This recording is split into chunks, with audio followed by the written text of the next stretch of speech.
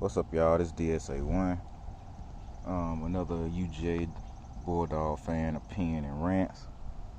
I'm gonna get this idea off my head, or thought off my head before I end this video. I want to talk about three things that a lot of UGA fans are probably thinking about or being brought up in college football in general. One, the Manning situation. Two, the NIL/transfer portal. And three, the I forgot what it was. But anyway, I'll probably remember as I talk. But anyway, the defense. I'm gonna start off with the defense first. I was just listening to Dog Nation, and David Pollock was on there, depending on how y'all say his name. That's what it is.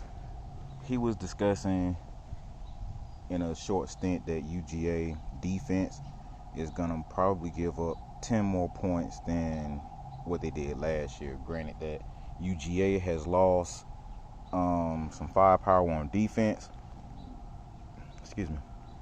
Some firepower on defense, and it's going to be a defensive issue. I understand where he's coming from in that regard, but also I think of it as most teams that go through this every year, well, all teams that go through this every year, you're going to lose players to the portal and to the draft. So with that being said, he also said something that I haven't heard a few people in his situation speak on: limiting the players from bouncing from team to team to team. Or actually, let me say it like this, actually giving them a timetable to do it. And this is still in regards to the defense and on UGA and other teams as well. With UGA giving up, let's say, the 10 points that he speaks on, that'll be 27 to 23 points, because we only gave up, I think, 7 to 17 last year. That's not too bad. It's kind of bad, but it's not too bad. Only if the offense can come out and score 35 to 45 points every game. UGA cannot afford, as far as the defense goes, to give up that many points and the offense not come out and score to keep up. The way he's describing it, UGA is pretty much is going to be in a shootout in most games. That's at least how I'm taking it, and that is going to be an issue.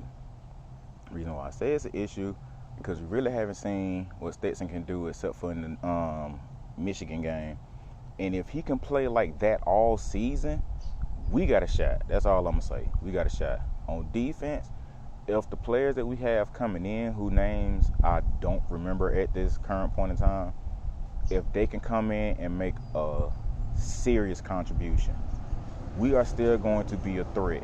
Maybe not on the defensive line. In some videos I've said this before, but as far as the DBs, the corners, and the safeties, if they can pick up on the playbook and the schemes in this time frame and at least be a serious threat by the 5th game of the season, I really don't see UGA falling off by that much.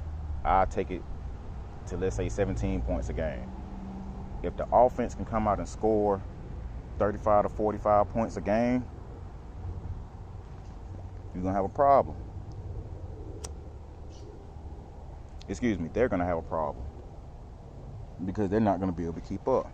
A lot of people say, as far as opinion goes, and that's how I'm taking it, that Oregon is going to be an issue first game. We've seen how they played with their offensive coordinator, and their head coaches were pretty much offensively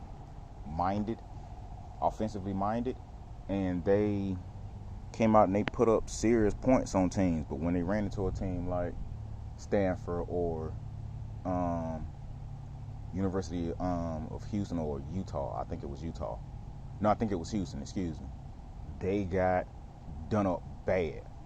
And with that being said, with people comparing them to an SEC team, with them playing us as a first game, we'll really see where both teams stand in that regard.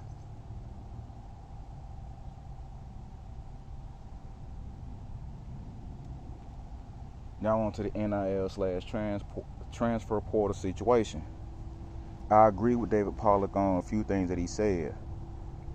and I'm going to reiterate this again, that players should not be able to just jump in a portal on a Wednesday when they could have jumped in on a Tuesday, and it not being in the middle of the season. Ride the season out and then proceed from there. Excuse me for the noise. Ride the season out from there. After that first season as a freshman, or I even say at least a sophomore, if you still don't like where you're at and you're miserable, pick another team. And even he has said, I'm paraphrasing here, I don't want a player to be at a team and be miserable for 4 years. Nobody would want that.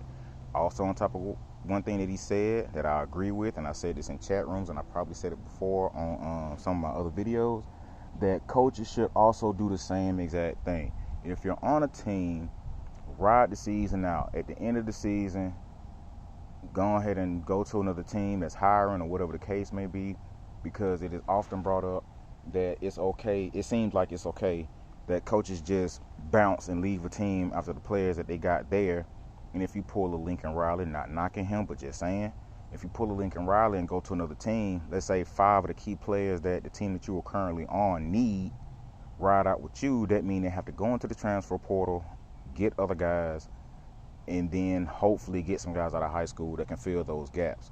But as most college football fan knows, it's going to take at least 2 years to get their playbook down, and that's if the other coaches that are there on staff don't get fired. So that means you have to relearn another playbook. Georgia went through this for at least 3 years consecutively with at least a Defensive